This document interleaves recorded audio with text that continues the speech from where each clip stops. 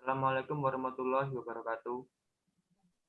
Waalaikumsalam. Waalaikumsalam warahmatullahi wabarakatuh.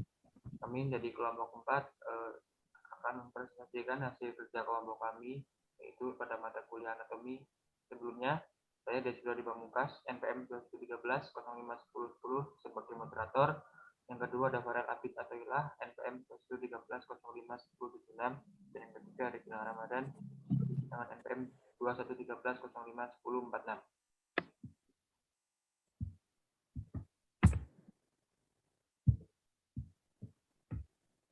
Kemudian itu tugasnya yang pertama itu ada satu otot polos, rangka dan jantung.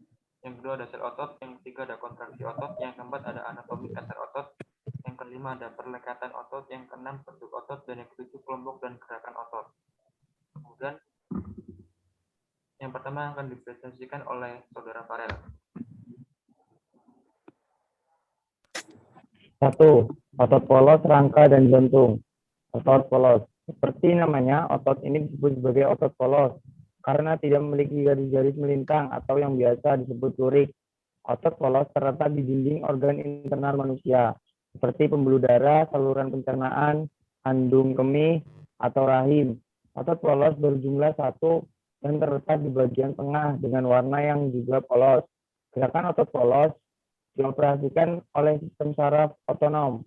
Otot tidak ini berada di bawah kendali sukarela. Lanjut. Next, yuk.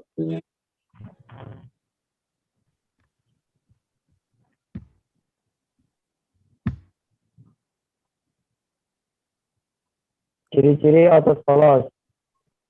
Berbentuk gelendong dengan kedua ujung yang meruncing. Mempunyai satu inti sel dan terletak di tengah sel. Otot bekerja di luar kesadaran, bekerja secara lambat, teratur, dan tidak cepat lelah.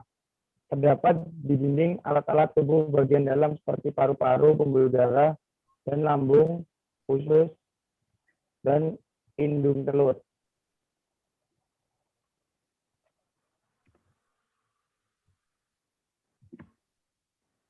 Jenis otot polos. Ada 2 jenis otot polos yang terdapat di tubuh manusia, yaitu otot polos unit tunggal dan otot polos unit ganda. Berikut penjelasannya. Otot polos unit tunggal adalah yang terdiri dari banyak serambu dan sel-selnya bekerja sama sebagai satu kesatuan. Dilansir dari biologi online, sel-sel tersebut bekerja sama menghasilkan kontraksi otot yang panjang dan seragam sehingga dapat memfasilitasi transportasi zat dalam tubuh. Otot polos unit tunggal atau visceral terletak di lapisan internal organ berongga seperti ginjal, organ reproduksi, usus, perut, pembuluh darah, kandung kemih, dan hati.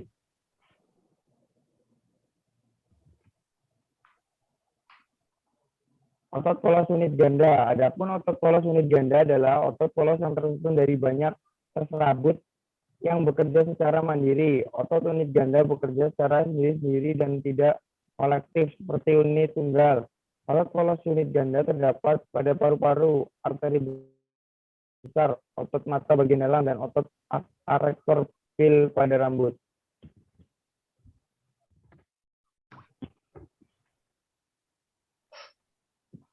Letak otot polos. Dilansir dari National Center for Biotechnology Information, otot polos terdapat pada organ-organ di seluruh tubuh untuk membantu berbagai fungsi tubuh bagian dalam seperti pencernaan, detoksifikasi untuk menjaga keseimbangan elektrolit, pengaturan tekanan darah, pengaturan aliran urin, dan transportasi oksigen untuk jaringan. Otot polos hadir pada seluruh saluran pencernaan, saluran pernapasan, pembuluh darah, pembuluh limfatik, ginjal, dinding perut, kandung kemih, saluran reproduksi, rahim, prostat, sistem intergumen, otot rambut, otot silaris, dan juga iris mata. Otot lurik. Otot lurik hampir secara eksklusif melekat pada rangka dan membentuk sebagian besar jaringan otot tubuh.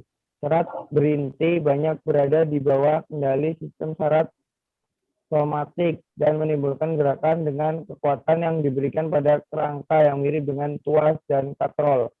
Pada otot lurik terdapat tendon. Otot yang ujung atasnya mempunyai 2 tendon disebut otot bicep. Otot yang ujung atasnya mempunyai 3 tendon disebut otot tricep.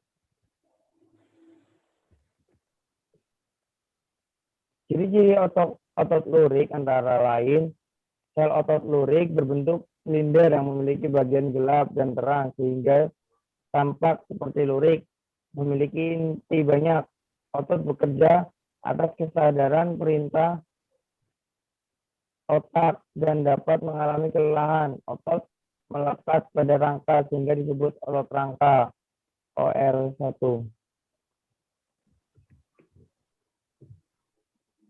Bagian-bagian otot lurik. Yang pertama, sarkolema. Sarkolema adalah bagian dalam otot lurik. Sarkolema ini berupa membrane yang melapisi suatu otot sel. Kegunaan dari sarkolema adalah untuk melindungi otot-otot. Sarkoplasma. Bagian selanjutnya yang terdapat di otot lurik adalah sarkoplasma. Sarkoplasma adalah berupa cairan sel otot. Sarkoplasma ini memiliki fungsi untuk memberi miofibril berada. Selain itu, di dalam sarkoplasma juga terdapat miofilamen.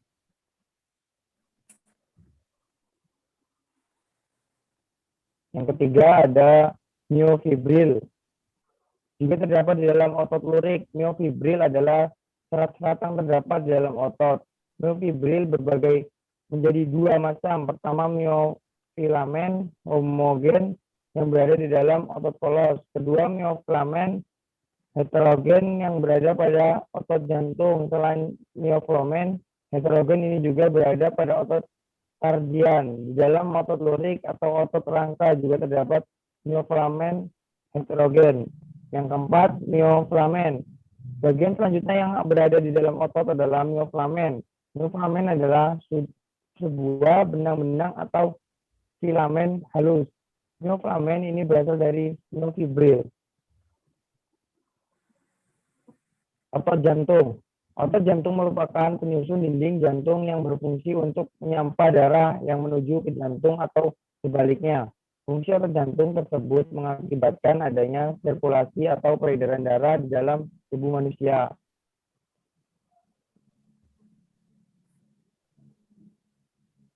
Dikutip dari buku Sistem Gerak dan Sirkulasi, berikut adalah ciri-ciri otot jantung yang membedakannya dari jenis otot lainnya.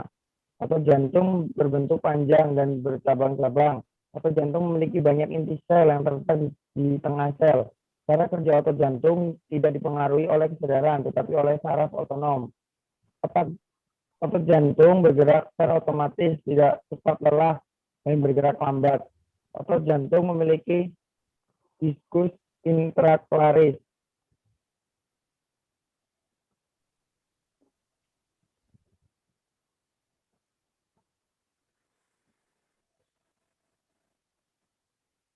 Fungsi otot jantung.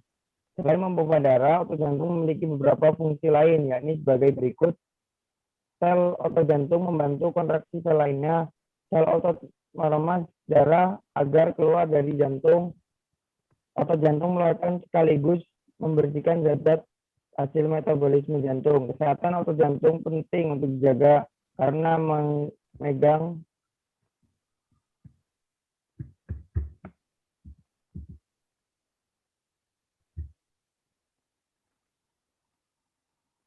fungsi-fungsi yang sangat penting berbagai cara kerja jantung. Next. Yang ada sel otot. Sistem otot manusia. Mengenal sistem otot manusia. Sistem otot manusia terdiri dari atas lebih 600 otot dalam tubuh. Otot-otot tersebut terbentuk dari sel-sel khusus yang disebut sebagai serabut otot. Anda mungkin berpikir bahwa yang disebut dengan otot hanyalah terlihat atau nampak berada di bawah lapisan kulit saja. Padahal selain otot, rangka yang nampak di bawah kulit, ada pula otot polos dan otot jantung. Selain pada tulang, otot juga melekat pada organ tubuh dan pembuluh darah. Setiap jenis otot memiliki fungsi tertentu, tapi utamanya adalah menciptakan gerakan. Bahkan hampir setiap gerakan dalam tubuh merupakan hasil dari otot yang berkontraksi. Jenis-jenis otot, yang pertama ada otot polos, yang kedua ada otot lurik, ketiga otot jantung. Fungsi otot, fungsi sistem otot manusia. Yang pertama melakukan gerakan tubuh, kedua mengatur postur tubuh, ketiga menjaga keseimbangan, ketiga mendukung peredaran darah manusia, yang keempat membantu proses pernapasan. Next.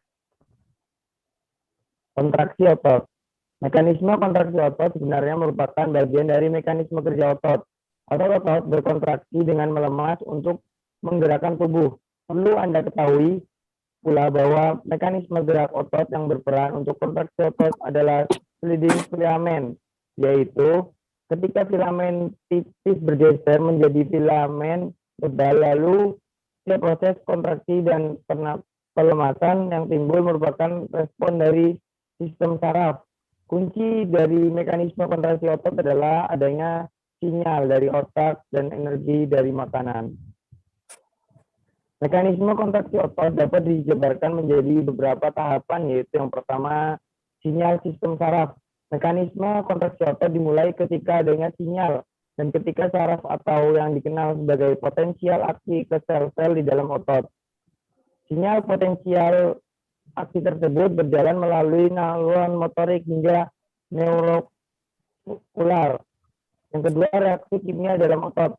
Sinyal dari sistem saraf akan diterima oleh sebuah zat kimia bernama asetilkolin yang akan memicu berbagai reaksi kimia. Reaksi kimia tersebut memicu keluarnya kalsium di dalam otot yang merangsang kinerja aktif tipis dan myosin tebal. Ini adalah jenis senyawa protein struktural yang dapat memendahkan otot atau kontraksi. 3. Melepasnya otot.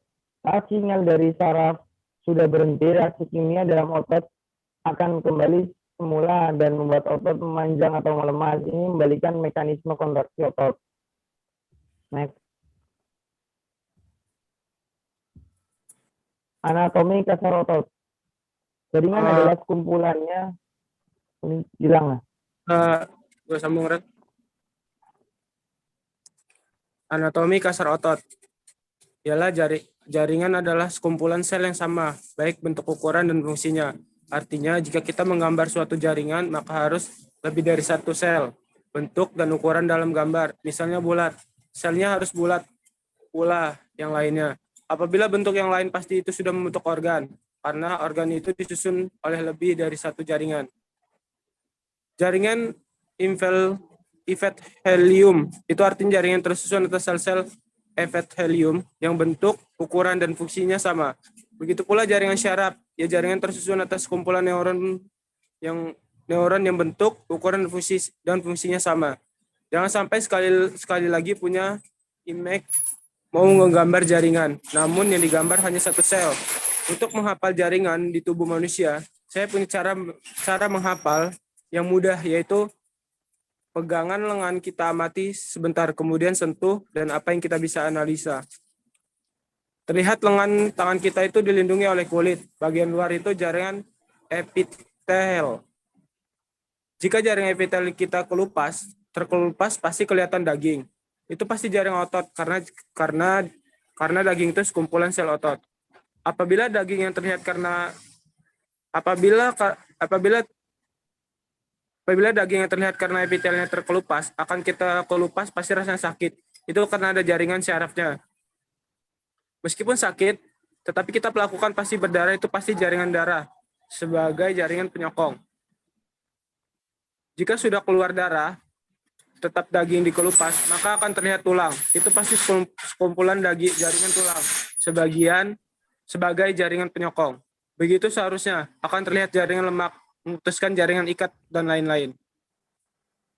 Kesimpulannya, tubuh kita itu disusun oleh yang pertama jaringan epithelium, yang kedua jaringan otot, yang ketiga jaringan syaraf, yang keempat jaringan penyokong yang meliputi jaringan darah, jaringan tulang rawan, yaitu kartilago, yang ketiga jaringan tulang, yang keempat jaringan ikat. Perleketan otot. Untuk memahami kerja otot, langkah awal adalah mengetahui perbedaan origo dan insersio. Origo adalah bagian otot yang melekat pada tulang dengan pergerakan yang tetap atau stabil pada saat kontraksi. Tendon pada tulang yang tidak dapat digerakkan. Insersio adalah bagian otot yang melekat pada tulang dan akan mengalami perubahan posisi ketika terjadi kontraksi. Tendon pada tulang yang dapat digerakkan. Ketika melakukan gerakan biceps curl, otot pada pangkal lengan dekat bahu akan tetap diam dan berkontraksi, origo. Sedangkan otot pada siku akan bergerak pada saat kontraksi, yang disebut insersio. Next. Klasifikasi kerja otot dibedakan menjadi 4 golongan. Yang pertama, agonis prime mover, yaitu otot utama yang berkontraksi pada melakukan gerakan otot yang paling dominan. Yang kedua, antagonis, otot yang bekerja berlawanan dengan otot agonis, yaitu memanjang atau memendekkan saat agonis bergerak. Sinergis, otot yang mendukung gerak otot agonis baik secara langsung maupun sebagai pisakator. Pisakator otot yang mempertahankan gerakan menjadi statis melalui kontraksi isometrik, yaitu keterangan otot mengikat namun panjang otot tetap sama serta tidak terjadi gerakan. Bentuk otot. Otot diklasifikasikan menjadi 3 jenis, yaitu otot lurik, otot polos, dan otot jantung. Otot menyebabkan pergerakan suatu organisme maupun pergerakan dari organ dalam organisme tersebut. Otot merupakan kumpulan jaringan otot yang saling berkontraksi sehingga menghasilkan gerakan. Untuk membedah struktur otot, kita harus mengetahui hierarki satuan otot. Otot tersusun atas beberapa berkas serat otot yang tersusun secara paralel terhadap otot. Berkas serat otot merupakan sebuah paket dari banyak saraf otot tunggal. Kemudian, serat otot tunggal tadi tersusun dari satu baris sel otot, membentuk serat silinder panjang setebal 1 sel. Setiap sel otot itu memiliki nukleus ganda. Pada setiap sel otot tadi terdapat berkas untuk melaksanakan aktivitas kontraksi yang disebut myofibril. Di myofibril inilah terletak aktin dan myosin. Bekerja dalam kontraksi dan relaksasi otot, menyusun unit terkecil otot yaitu sarkomer. Setiap sarkomer sendiri memiliki wilayah tepat filamen tebal dan filamen tipis, melakukan tugas kontraktil. Filamen-filamen inilah yang bertanggung jawab memberikan penampakan lurik pada otot ketika diamati pada mikroskop cahaya, yang menjadi asal nama dari otot lurik. Organel unit sel otot. Bagaimana dengan sel unit itu sendiri? Sel otot memiliki organel-organel khusus yang memanjang kerja otot. Selain myofibril, terdapat juga retikulum, sarkoplasma, dan tubulus T. Retikulum sarkoplasma adalah organisme terspesialisasi dari retikulum endoplasma dan berbentuk kantong-kantong yang menyelubungi myofibril, sehingga tubulus transversal atau tubulus T adalah saluran terbentuk dari pelipatan ke dalam membran plasma dan berdekatan letaknya dengan retikulum sarkoplasma. Kedua organel ini bertanggung jawab pada jalur persinyalan kerja otot yang nanti akan kita bahas lebih detail.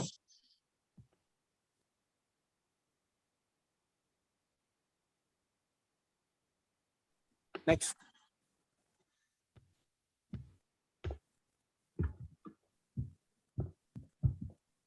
Kelompok dan gerakan otot.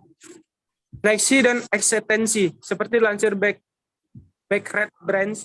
Fleksi adalah gerakan otot yang menekuk kedua tulang. Sedangkan ekstensi adalah gerakan otot meluruskan dan memanjangkan dua tulang.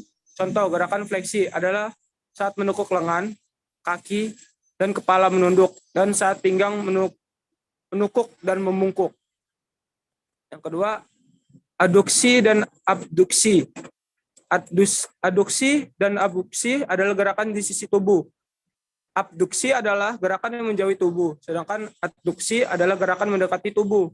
Gerakan abduksi sama ketika kita melakukan jumping jab. Supinasi dan pronasi. Supinasi adalah gerakan memutar lengan bawah untuk mengadakan telapak tangan, sedangkan pronasi adalah gerakan memutar lengan bawah untuk melukupkan telapak tangan.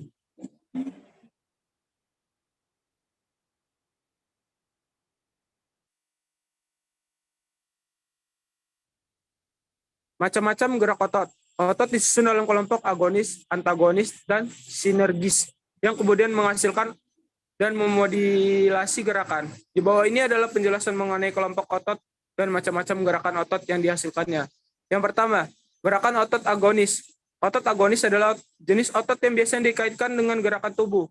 Otot ini kadang disebut sebagai penggerak utama karena dapat menghasilkan gerakan utama atau serangkaian melalui kontraksi sendiri. Yang kedua, pergerakan otot antagonis. Mayoritas otot pada tubuh manusia dikelompokkan berpasangan, di mana terdapat otot antagonis untuk setiap otot agonis. Cara kerja otot antagonis bertindak sebagai lawan, dan kebalikannya dari otot agonis dan antagonis disebut dengan pasangan otot antagonis. Gerakan yang dihasilkan disebut dengan gerakan antagonis atau gerakan otot yang saling berlawanan. Pergerakan otot sinergis. Otot sinergis juga termasuk salah satu dari macam-macam gerak otot. Ini adalah gerak otot yang serupa atau bersamaan. Kerja otot sinergis terjadi di sekitar sendi dan bertindak untuk mengurangi kekuatan berlebihan yang dihasilkan oleh otot agonis. Contoh otot sinergis adalah otot brachiodalis dan brachiodalis pada lengan bawah. Otot sinergis ini bertindak membentuk otot bicep dan menarik lengan bawah ke arah bahu pada gerakan fleksi. Contoh otot sinergis lainnya adalah otot-otot manset trapator. Kerja otot sinergis manset trapator dapat memperbaiki sendi bahu yang memungkinkan bicep mengerahkan kekuatan lebih besar. Sekian, terima kasih. Kembali ke moderator. Oke, terima kasih kepada Saudara Farel dan Saudara Gilang. Mungkin itu saja yang dapat kami presentasikan dari kelompok 4, yaitu tentang otot polos, angkat dan jantung, kemudian sel otot, kontraksi otot, anatomi dasar otot, perlekatan otot, bentuk otot, dan kelompok dan gerakan otot. Mungkin itu saja yang dapat kami sampaikan. Apabila ada kurangnya kami mohon maaf. Saya akhiri. Wassalamualaikum warahmatullahi wabarakatuh. Waalaikumsalam warahmatullahi wabarakatuh.